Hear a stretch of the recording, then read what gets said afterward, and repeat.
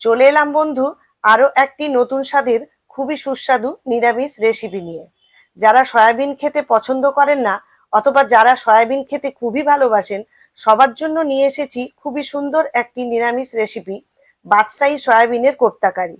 আর বন্ধু যারা এখনো পর্যন্ত আমার চ্যানেলটিকে সাবস্ক্রাইব করেননি তাদের কাছে অনুরোধ আমার উইথ মৌসুমী চ্যানেলটাকে সাবস্ক্রাইব করে পাশে থাকার। চলুন শুরু করি। নমস্কার বন্ধুরা, আমি মৌসুমী উইথ মৌসুমী চ্যানেলে সবাইকে স্বাগত। এখানে আমি এক বাটি সয়াবিন বড়ি নিয়েছি। ছোট দানার এগুলো সয়াবিন, আপনারা ইচ্ছা করলে বড় দানার সয়াবিনও নিতে পারেন। এই সয়াবিনগুলোকে আমি 10 মিনিটের জন্য গরম জলে ভিজিয়ে রেখেছিলাম, যেটাকে ঠান্ডা করে নর্মাল জলে ভালো করে ধুয়ে এইভাবে জল ঝরিয়ে মিক্সিতে ঢালবো পেস্ট করার জন্য।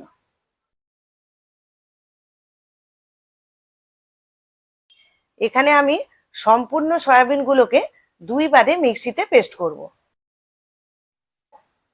আমি এটা দুবার ঘুরিয়ে নিয়েছি, আমার এইভাবে হয়ে গেছে। এটা আমি একটা থালার মধ্যে ঢেলে রাখবো। পুরো মিহি করে করার দরকার নেই, আমি এটাতে এক্সট্রা জল দিইনি। এরকম একটু দানা দানা মতো আছে, কিন্তু খেতে খুব ভালো লাগে। আমি এরকম দিয়ে দিলাম। আর যে বাকি সয়াবিনটা আছে ওটাকেও একইভাবে নিংড়ে নিয়ে জল পুরোটা বার করে নিয়ে এই মিক্সারের মধ্যে দিয়ে দেবো।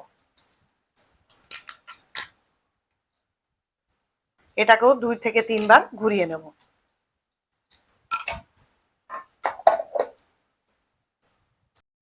সয়াবিনটা পুরো আমার পেস্ট হয়ে গেছে, ঠিক এরকম দানা দানা মতো আছে। এখানে একটা মিডিয়াম সাইজের আলু যেটা আমি সেদ্ধ করে রেখেছিলাম সেটাকে এবার গ্রেটার দিয়ে একটু গ্রেট করে নেব। এই গ্রেটার দিয়ে গ্রেট করলে ভালো মিহি মতো হবে আর খেতেও ভালো লাগবে, তাহলে দেলা মতো কিছু থাকবে না। তাই এটাকে আমি পুরো এইভাবে গ্রেট করে নিচ্ছি। এবার এক টুকরো আদা, এটাকেও গ্রেটার দিয়ে গ্রেট করে দিয়ে দেব। আপনারা ইচ্ছা করলে বেটেও দিতে পারেন, আদা কাঁচা লঙ্কা একসঙ্গে বেটেও দেওয়া যায়, কিন্তু আমি কাঁচা লঙ্কাটা দেব না। গ্রেট করে দিলাম আদা। এবারে দিয়ে দেব কয়েকটা কাজু বাদাম, যেটাকে আমি ছোট ছোট টুকরো করে কেটে নিয়েছি। এই কাজু বাদামের টুকরোগুলোকেও দিয়ে দেব। আর দিয়ে দেব 2 চামচ মতো নারকেল কোড়া।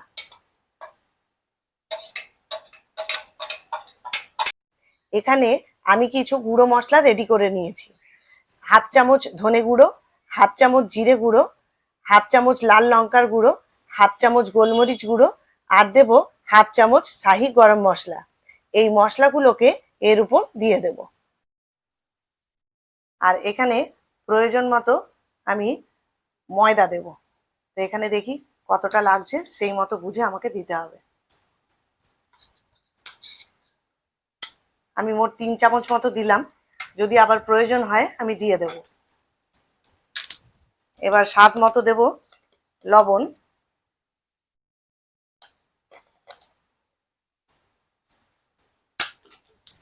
আর টেস্টের জন্য দেব 1 চামচ মতো চিনি। এই সমস্ত উপকরণগুলোকে এবার ভালো করে আমি মেখে নেব।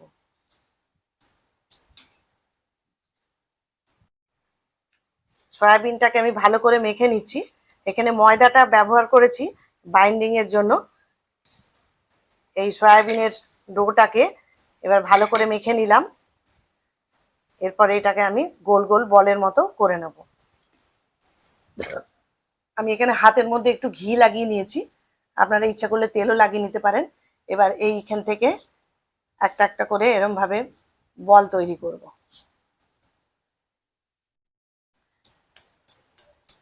এরকম করে বল তৈরি করে মাঝখানে এরকম গর্ত করে একটা করে কিশমিশ এর মধ্যে ঢুকিয়ে দেব। এইভাবে বলগুলোকে আমি তৈরি করে নেব। আবারও একইভাবে আরেকটা নেব, আবার এরকম গোল করব, মাঝখানে গর্ত করে একটা করে কিশমিশ নেব, নিয়ে আবার এইভাবে গোল করে নেব। এই ভেতরে কাজুর টুকরোগুলো দিয়েছি, এটা মুখে পড়লে খেতে খুব ভালো লাগবে, তাই আমি এখানে কাজুগুলোকে গুঁড়ো গুঁড়ো করে দিয়ে দিয়েছি। সমস্ত সয়াবিনের ডো থেকে এক এক করে বল আকারে গড়ে নিলাম। প্যান গরম হয়ে গেছে, এখানে পরিমাণ মতো সাদা তেল দেব।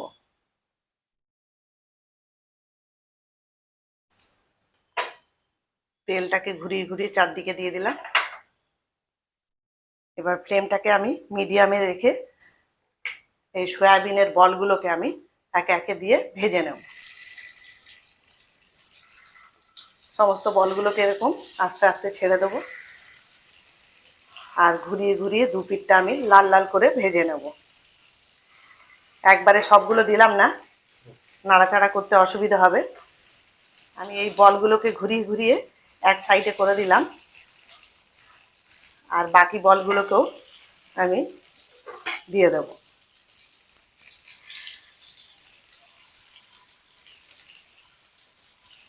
সমস্ত বলগুলোকে এইভাবে লাল করে ভেজে নেব। একটু উল্টে উল্টে ঘুরিয়ে ঘুরিয়ে এগুলোকে ভেজে নেব। সয়াবিনের সব বলগুলোকে আমি ঘুরিয়ে ঘুরিয়ে ভালো করে ভেজে নিয়েছি। এবারে ভাজাগুলোকে তুলে নেব। আমি এই মিক্সারের মধ্যে একটা পেস্ট তৈরি করে নেব। তার জন্য এখানে 9 থেকে 10টা কাজু আছে, আর হাফ চামচ চারমগজ আছে। এটা আমি 10 মিনিট জলে ভিজিয়ে রেখেছিলাম, সেটাকে আমি এবার দিয়ে দিলাম। আর দিয়ে দেব ঘরে পাতা আমার টক দই, যেটাকে আমি একটু ফেটিয়ে নিলাম, দিয়ে এর মধ্যে দিয়ে দেব। এখানে আমার 3 চামচ মতো টক দই আছে। এক টুকরো জায়ফল, যেটাকে আমি এই গ্রেটারে একটুখানি দিয়ে দেব। এবার আমি এটাকে পেস্ট করে নেব। এবার ওই তেলের মধ্যে এবারে আমি একটা ফোড়ন দেব। তার জন্য একটা তেজপাতা, দুটো এলাচ, একটা বড় এলাচ, আর দুটো লবঙ্গ, এক টুকরো দারচিনি, আর হাফ চামচ গোটা মৌরি, এগুলোকে ফোড়ন দেব।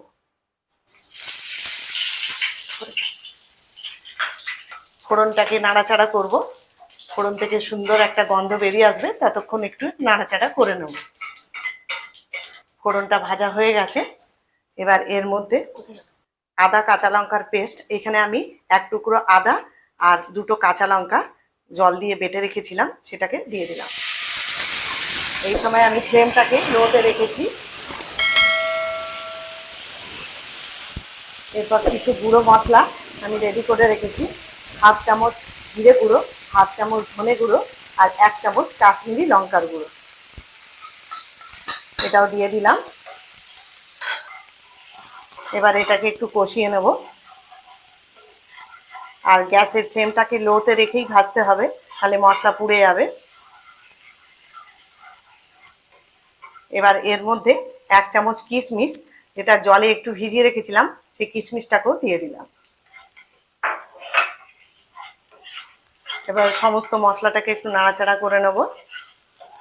যতক্ষণ না কাঁচা গন্ধটা যায় ততক্ষণ এটাকে একটু ভেজে নেব। মশলা ভাজা হয়ে গেছে। এরপর গ্যাসের ফ্লেমটা যেহেতু লোতে আছে, এখানে আমি টক দই আর কাজুর যে পেস্টটা তৈরি করে রেখেছিলাম, সেই পেস্টটাকে আমি দিয়ে দেব।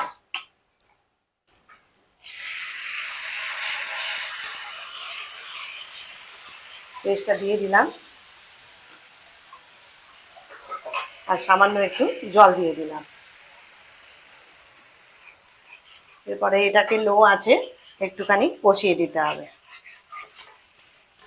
কষাতে কষাতেই আমি এখানে হাফ চামচ গোলমরিচের গুঁড়ো আর দেব হাফ চামচ শাহি গরম মশলা। আবারও সব একসঙ্গে মিশিয়ে নেব। ভালো করে মশলাটা কষাবো, যতক্ষণ না মশলা থেকে তেল বেরিয়ে আসছে ততক্ষণ আমি এটাকে কষাতে থাকবো। আর যেহেতু টক দই আছে, ওই জন্য ফ্লেমটাকে লোতেই রাখতে হবে, না হলে দইটা ফেটে যাবে। এবার স্বাদ মতো লবণ দিয়ে দেব। স্বাদটাকে ব্যালেন্স করার জন্য আমি এখানে 1 চামচ চিনি দিয়ে দিলাম। আবার একটু নাড়াচাড়া করে নেব। যেহেতু নিরামিষ রান্না, একটু মিষ্টি মিষ্টি খেতে ভালো লাগে, তাই চিনিটা দিলাম। এবার মশলা থেকে আমার তেল বেরিয়ে এসছে। এবার এখানে আমি আগে থেকে জল গরম করে রেখেছিলাম, সেই গরম জল আমি দিয়ে দেব পরিমাণ মতো।